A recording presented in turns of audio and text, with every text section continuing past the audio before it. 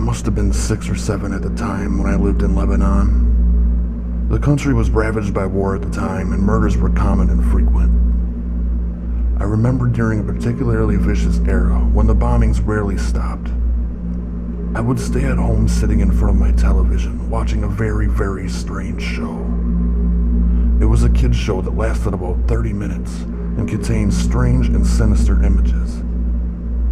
To this day, I believed it was a thinly veiled attempt on the part of media to use scare tactics to keep kids in place, because the moral of every episode revolved around very uptight ideologies.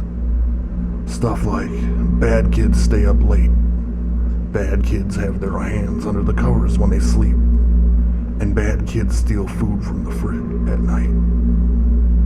It was very weird, and in Arabic to top it off.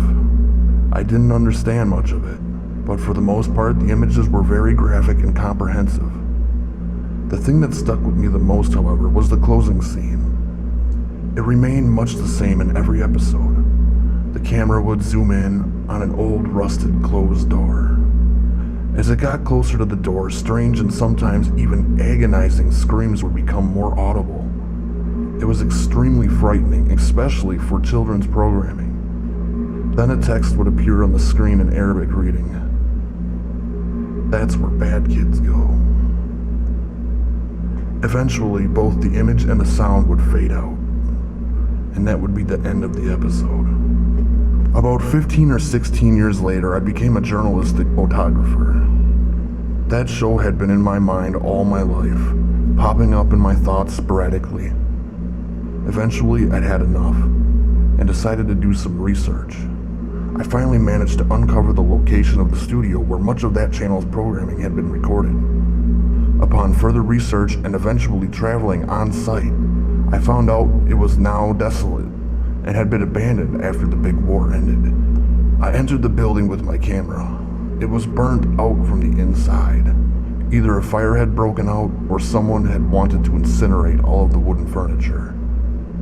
After a few hours of cautiously making my way into the studio and snapping pictures, I found an isolated, out-of-the-way room. After having to break through a few old locks and managing to break the heavy door open, I remained frozen in the doorway for several long minutes. Traces of blood, feces, and tiny bone fragments lay scattered across the floor.